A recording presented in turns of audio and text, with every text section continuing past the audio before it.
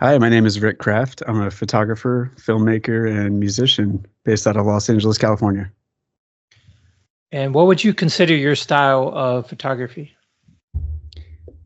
I would say my style is a mix between cinematic, colorful, vibrant pop. Uh, it kind of varies from picture to picture, as a lot of photographers do, but it probably sticks in the cinematic realm since that's sort of where I have my background. And when you first started, what inspired you to become a photographer? Did you have any influences? I was actually fell into photography in kind of a weird way where I've been doing Photoshop since I was 15, and I started editing photos just for fun. Like I think one of my first ones, I took a trip to Vegas and I was retouching some of the pictures. It wasn't even of people, but I just really liked flipping back and forth and seeing the before and after.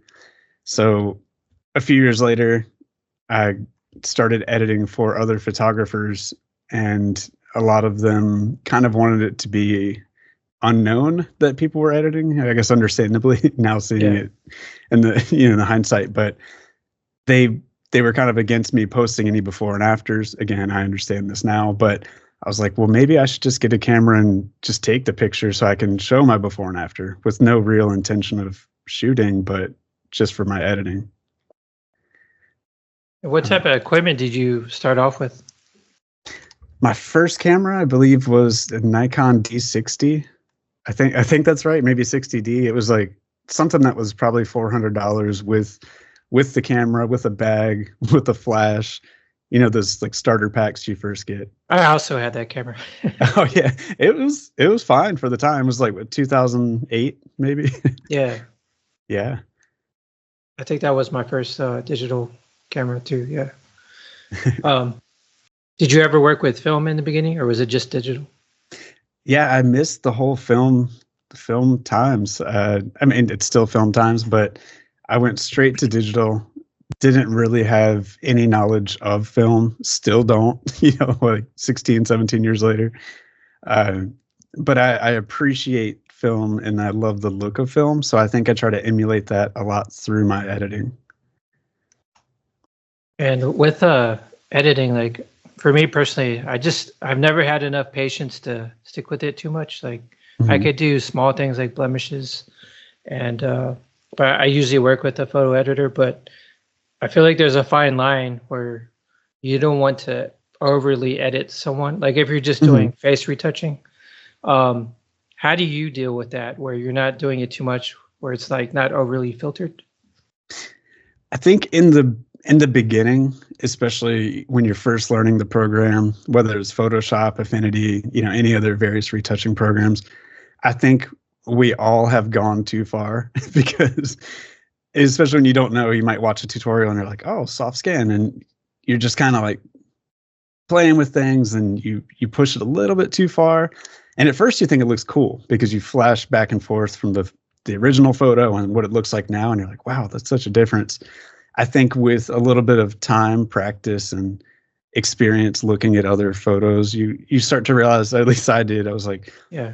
maybe I went a little bit too hard. And so I think maybe now my style, I don't know, maybe some people would say it's too edited, but a lot of my look comes from the post processing. So I think I've learned to make it look more natural with retouching, and sometimes I don't retouch at all on the skin as far as that goes, Yeah. depending on the feel, like some of the darker cinematic stuff. But I still change the lighting a lot. Yeah, I kind of like the subtle retouching. Some people, I mean, they're trying to knock off 20 years. Yeah, That's too much. I think it can get to an uncanny valley situation sometimes where it doesn't even look like the person anymore. Yeah. And How do you approach working with models? Do you come up with the concept, or is it like a collaboration? I work with a lot of different people in different capacities. Like, for instance, yeah, sometimes I come up with a full concept and I storyboard it out almost like a photo or a video shoot. And my drawings are terrible. I don't know. I have some on my Instagram. Like if you swipe back and forth, you can see my original sketch, and I think a lot of people they think it's funny, and it is kind of funny. But I will sketch it out like as a storyboard, and then I'll approach somebody who I think will fit the look, almost like a casting process, and go from there with that. And sometimes I reach out to people, or they reach out to me, and I really like their energy, their aesthetic, and we'll collaborate on an idea. Sometimes they will have an idea, and I'm like, "That's awesome. Let's run with it." And what is your process like when working with the model as far as making the model, like if someone you haven't worked with yet, how to make her comfortable? Do you play music in the background? Do you like to give a lot of direction or kind of capture the moments as the model resets her poses? That's a great question. I think that I typically I have a moment before we shoot where I don't really like, I guess if it's a magazine, I will have everything set up, and then or like a client shoot where they will walk into a set that's pretty much already ready to go. The lights are on, they step in and do the job, and then it's done. But for my personal photography, I usually will meet up with them prior to setting anything up. And if it's, let's say if it's on location somewhere, sometimes we'll carpool together so I can kind of get to know them a little bit before, build a little bit of the comfort level, trust, and, between both parties, of course. And I think it's just been, I don't know, I'm pretty, I'm pretty like conversational. I love talking to people. I love meeting new people. So it's typically been a very comfortable experience where we feel like we've known each other for years, like before I even take the first shot. And I'm also not afraid to make a fool of myself. I'll jump in there and try to do the pose kind of the way I'm imagining it. And yeah, I try to take as much pressure off as possible. And sometimes music helps as well. I'll usually ask if they have a playlist they like, or if it matters to me, like if it's a cinematic moment and I feel like, oh, this needs to be kind of moody, I might play a soundtrack for movies. That's awesome. And yeah, I think it does help when you try to pose how you want the model to pose. Like that's something I need to do more of. Yeah, I definitely think it is, because sometimes it breaks the ice a bit, right? Like if I'm not a model, so I will try to do the pose, and maybe again it's funny, but it shows that I'm not like demanding something that I'm not even willing to show. Because sometimes as a photographer, you probably maybe you feel the same way, but you have to do everything backwards. You're like, move to your left, knowing that you want them to go to their, to the camera right. Yeah, so that's definitely a problem. Yes, you're kind of working backwards, and I've gotten pretty good at thinking left and right, flipping it. So I'm like, oh, your left hand here, and then, I think that has helped me a lot, because sometimes when you do something as the photographer, you're facing them, and you're like, oh, pull your shoulder out this way, and they mirror what you're doing, but you wanted the opposite. It can get confusing, but I think if you just run over there and just do it really quick, or you show them, sometimes I'll go back in the pictures that I took and I'm like, oh, see how your hand was here? I love this. So I'll give them inspirations from the previous photos sometimes for what I'm looking for. That's a good technique. I really love the color and moodiness of your photos. How do you approach your lighting? Like I said, it's usually kind of cinematic. So I do light with continuous lighting setups 90% of the time. I do own strobes, but I find that looking through the viewfinder, especially in the digital age, where like right now I have the camera I have doesn't have, I'm bad at these terms, but where you look through the viewfinder and you just see whatever the daylight looks like. But now it's the screen in the viewfinder, so it looks like whatever the picture is going to be. So I find it helpful to light with continuous lighting, so I can physically just walk over and tweak something if I think it's too hot, or if I need it to move to light a different part of them if they change their pose. But maybe that's just the way I've learned it. So I'm kind of bad at guessing strobes and the intensities and all of that. Same here. How can you talk about your use of color? Yeah, I love colors. I love color palettes.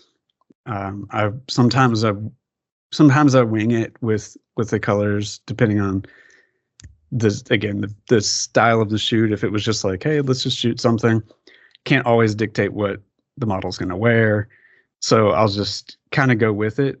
But if I'm really setting something up specific with a small team or just myself, I will present a color palette prior to the shoot, similar to a cinematic storyboard.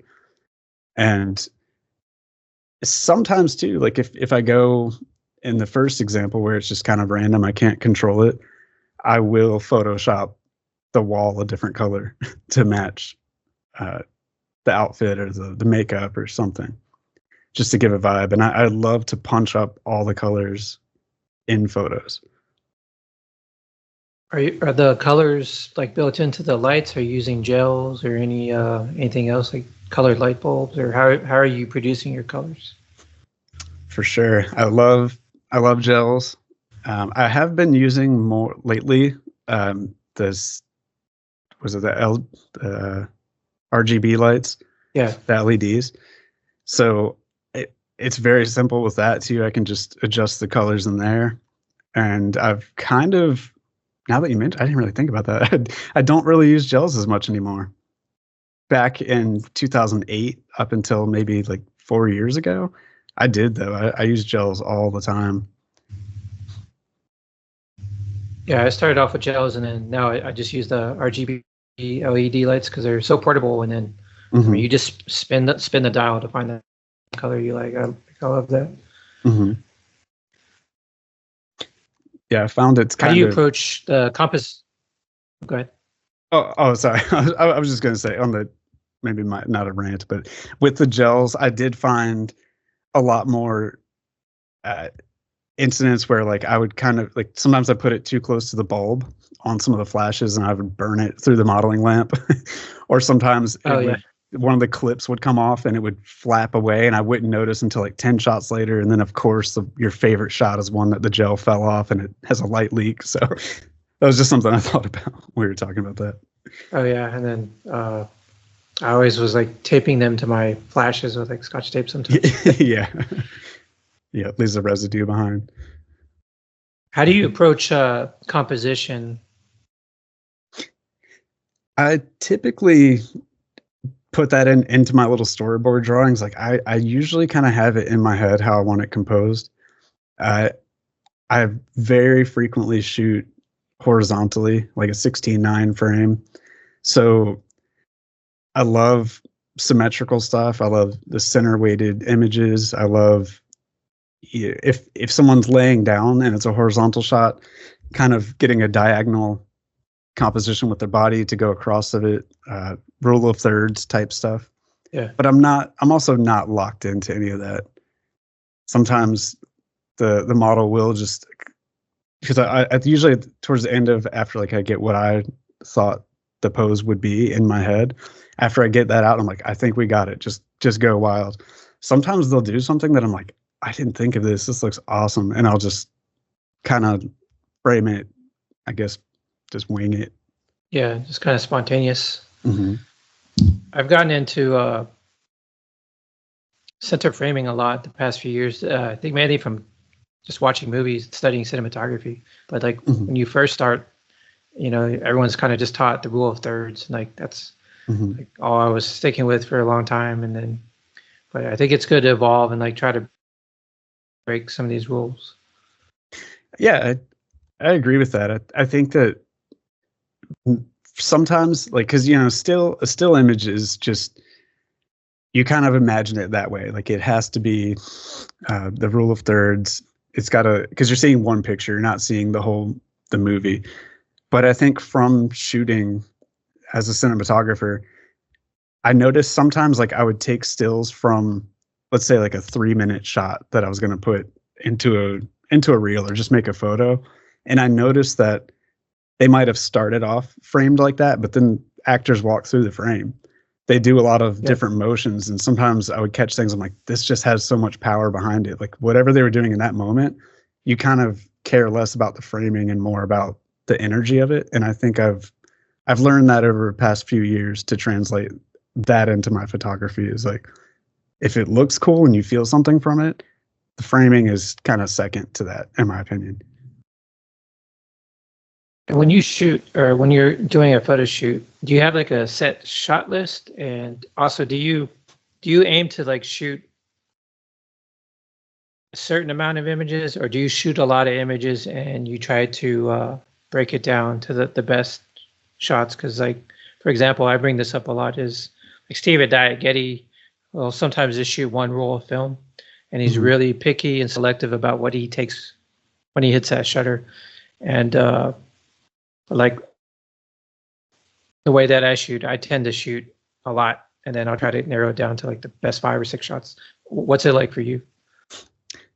I usually shoot kind of like the film way, I guess, where I guess I'll shoot maybe 30, 40 pictures if I'm specifically going for one shot that's, if I had the storyboard and it's very specific, then I will kind of take less pictures. This also depends on location. So if I'm on location and we're just running and gunning in Hollywood or something where you don't want to draw a lot of attention, then yeah, it's obviously much less. But there are times I'll do the same thing like you described, is like I'll just shoot until I feel like I got it, and I'm like, okay, I took probably 50 pictures, and I look back and it's like 370 images loading onto my computer. I'm like, how did this happen? A lot of them seem to be like test shots too. So I think I kind of go a little crazy with that, where I'm like just checking out my lighting, and I don't delete them as I go. So half of them are just like me testing stuff out. Yeah. But I think in the end, a lot of my shoots, again, unless it's for a specific purpose or a magazine shoot or spread or something, I will just use one image. So I'll take, even if it's the 100 images that I have, open it in Adobe Bridge or similar program, and I'll scroll through, and I kind of go, I hit the down key on my keyboard, and I'm like, if I don't find myself looking at the picture for more than like 3 seconds, I'll just scroll to the next one. But if I do, I'll drag it out onto my desktop, and that helps me narrow it down a ton. And then I'll group similar poses together, and I'll battle the pictures. So I'll literally put them right next to each other and flip back and forth. And I'm like, this one's the best. And I just delete the rest of the photos forever. Like, I don't save anything on hard drives. Again, unless it's for a client, because sometimes you have to with that. But if it's my own personal stuff, I just delete everything else forever. After I've edited my photo and I'm happy with it and publish it to my website or the internet, everything's gone. I have a hard time doing that. Like, I'll make a discard folder, and then all the ones I don't want to use, I'll put in there, but I just can't bring myself to delete them. Yeah. Do you find yourself going back and editing stuff later through those, or? Yeah, it's usually like years later though. Like, oh, right. Forgot about this photo shoot, and I'll go back and look in it. So storyboarding helps with that, with the reduction of the amount of shots you take? I believe so, because I go into things with a little more of a specific goal, and once I've created my story, whether that's 1 picture or 10 pictures, I kind of just commit, I guess. Maybe that's the thing. I know a lot of people, like, when I tell people this about my process, and I'm like, yeah, delete everything, they're like, what do you mean? And I'm like, no, I actually do. And I could see where that's not the norm. But I kind of look at it this way, is like, I told my story through whatever it was. And maybe this is a way of me treating it like film a bit too, is like, I got the picture I wanted to get. And if I ever found myself to be, kind of like bored and going back and re-editing something from like 15 years ago, I would rather just shoot something new, because probably by then I've changed my style a lot. If I was just goofing around editing something just to do it for fun and see how I would do it now. But I'd rather just grab my camera, even grab the same person if they're still shooting, and just be like, hey, let's go do something. In what ways do you think your style has evolved since you first started with photography? Oh, I started in the model mayhem era. That's a Oh, well. that's a classic throwback that everybody probably knows. So I believe my original style was based off of things I thought were exciting on there, and in 2008, 2009, which I still like. I think it's trailed me ever since I started. A lot of the alternative scene, um, that community has been awesome because a lot of my ideas were just really colorful. Again, my whole intention was to Photoshop stuff, to tweak the colors and play with it. So I've wanted to inherently shoot things that were colorful. And a lot of the times I would get, again, model mayhem is like it's a mixed bag, and you would get people requesting like, I want to shoot on the beach. It's like kind of an engagement photo. It's like a red dress and my hair's flipped up, nothing wrong with any of that stuff, but didn't really inspire me. So some of my ideas, I would be like, I want to throw like a bunch of blue latex paint all over the model and the background, the backdrop, and have a chainsaw or whatever, and it was like not a lot of people understood that at the time. So it was the alternative scene and community was like, yeah, let's do it. Let's get crazy and creative. So that inspired me a lot. And that has stuck with me to today, I think. As far as like how it's changed, I would say I've honed in on it a little more and maybe went a little more with the storytelling aspect of like getting a whole scene together, getting the art department correct instead of just usually what was a backdrop with a crazy headdress or, a crazy outfit. But I still love those. Is Model Mayhem still around? I think I got locked out of my account a long time ago. I don't know. I should look it up. I can't imagine. Yeah, I wouldn't know the login either. Yeah, it's like I don't remember what email address I used, and it's like I can't log in there anymore. Right. Let's talk about your filmmaking a little bit. So, how'd you get started in that? Did it come after your photography interests? It did. I think photography actually led me into the film industry. I was living in Virginia at the time, and I was just shooting for fun. No real goal other than to edit my photos. And via my Model Mayhem photos, somebody reached out to me that wanted headshots. And it was kind of a little more on the basic side, but I was like, yeah, whatever. I've never done headshots. Let's go for it. And this person, we just clicked on the shoot, and she was like, hey, I work for a music video director. Would you ever want to come shoot behind the scenes photos sometime? I was like, sure. So I met up with the director. He hired me for free. So I guess I interned as a behind the scenes photographer for him. And I didn't really look it up. Like, I didn't know what that meant because he just said, he's like, yeah, BTS. And I was like, yeah, sure. I jumped in there and I was taking pictures like I was doing the shoot.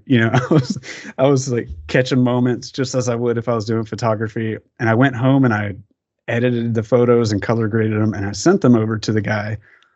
And he kind of was just like, this isn't BTS. I was like, oh, I'm going to get fired from my free job. But he was like, dude, he's like, do you want to be my DP? And I didn't know what this meant at the time either. But for anybody that doesn't know, DP is director of photography. And that's the cinematographer, the person that shoots movies, commercials, music videos. And I just was like, I've never done that. I've never used a camera that records video, but yeah, I'm down. So the next video, he actually hired me to jump on and shoot the video. And I feel like the rest is history. I just kept saying yes to things and going with it. That's awesome. I watched one of your short films today, Tennessee Oh, the Goblin. Goblin, yeah. Can you talk about that one a little bit? Yeah, that was a short film I did maybe 4 or 5 years ago. I'm so bad at time. We the guy that's in it as the Goblin, we came up with this concept for a short film uh, that we could do on our own time and budget, because the film industry is pretty tough. Like, if I've wanted to do features as a director for a long time, but you kind of need a lot of money, Yeah. or just a lot of favors, and I don't really like to ask for favors. So I was like, let's just do this short film. It'll be fun. I'll get to do some colorful stuff. We'll make a little art piece, and that film actually got picked up by Amazon Prime, and it was on there in the U.S. and the U.K. for quite like probably up until last year, I think, is when the contract expired.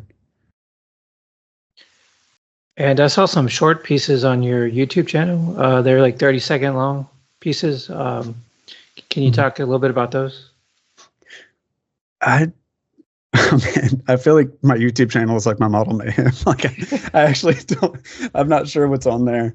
It's probably some older stuff, but if I'm remembering correctly, I did do some 30-second little short pieces that were on set of my photo shoots.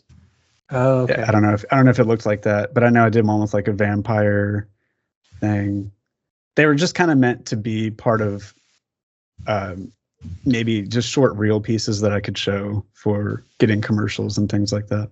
Okay, so they were part of like a pre-existing photo shoot, kind of an extension.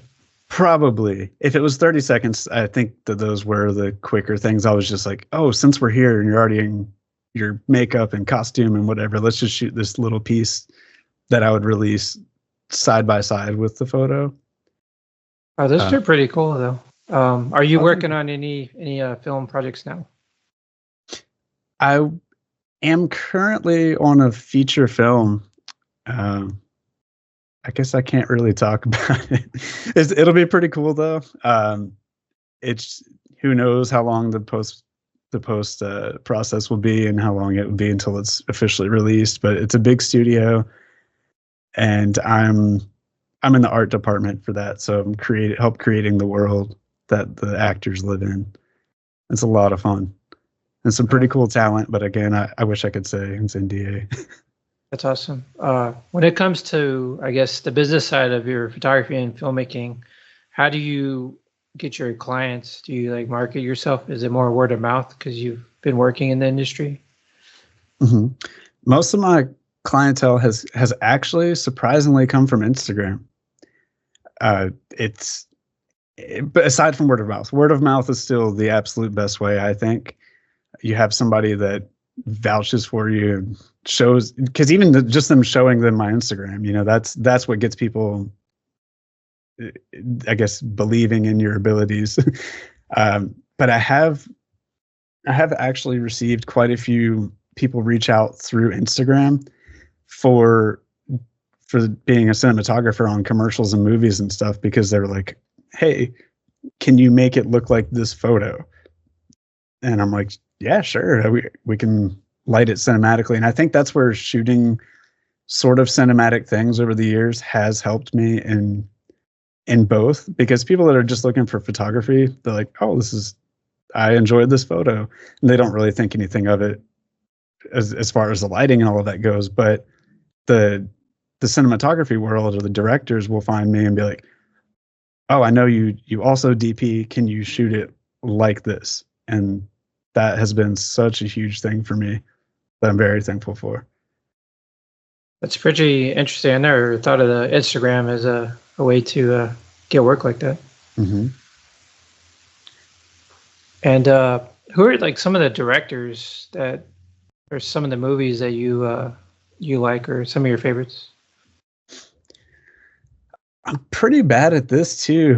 I don't really have any favorites now. I used to be super, super into horror films, like James Wan, The Conjuring, Saw. Oh yeah. All those were my favorite forever. Like, so it was my easy go-to answer.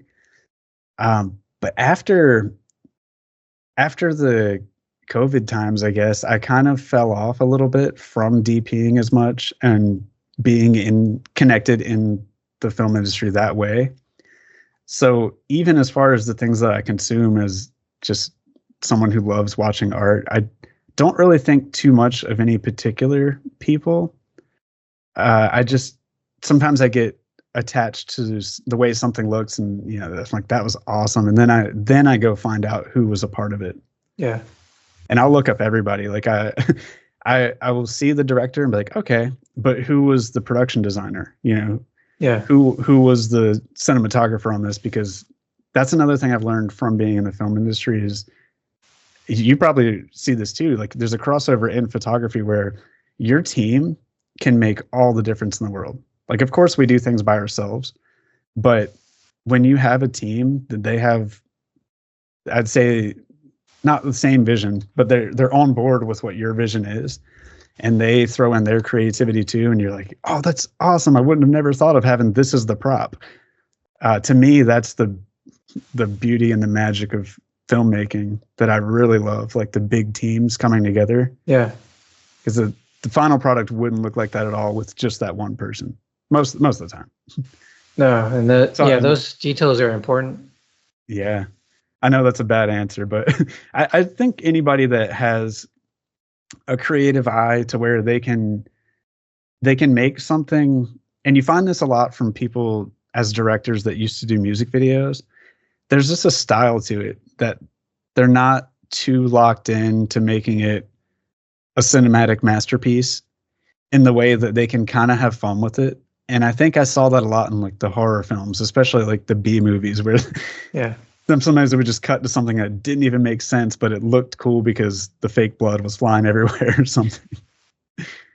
Some of those are definitely my favorite movies, but I've really started to pay attention to who the cinematographer is in a lot of films the past 10 years. And then you could kind of see the similarities in different films, like Roger Deakins. I could be watching a movie and it's like, I bet he was a cinematographer on this film. And then I'll look it up and say, oh, he was, because you start to see the patterns and lighting techniques. Mm-hmm. Absolutely. And my last question is about you are in a band and you're a musician. And this is something I did not know. I am. Yeah. I sing in a band called Survive the Night, and it's kind of a pop Y2K, Backstreet Boys, a little bit of new disco influenced, I guess, pop music. And I actually started out as a musician. Before I did photography, I played in a couple of bands and toured all over, and I played guitar. I think, and I only bring this up not to say I play guitar, but like, I think that actually influenced me to be an artist, because touring around the US and other countries was absolutely amazing, and I wouldn't trade it for the world.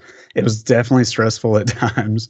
It's not as glorious as some people might think, but it kind of opened my eyes to, like, I wanted to make a living creating. I wanted to, like, meet new people, jump on projects, make an art piece and put it out there. Cause I really do envision this a lot. Like, when we release our photos, it's kind of like releasing a song. You could have poured like 10 minutes into writing a song and make it a Billboard top hit, or you could have spent 2 months like stressing over it and making sure you had everything right. And it's just someone's favorite song, but maybe the general public doesn't receive it very well. And I think our photos are similar. Yeah. To where we put however much of ourselves into it because we love doing it, and then we put it out for the world to see, and then we move on to the next one. And I think to film is a lot like that, where you're meeting new people all the time. I'm on a different set every day.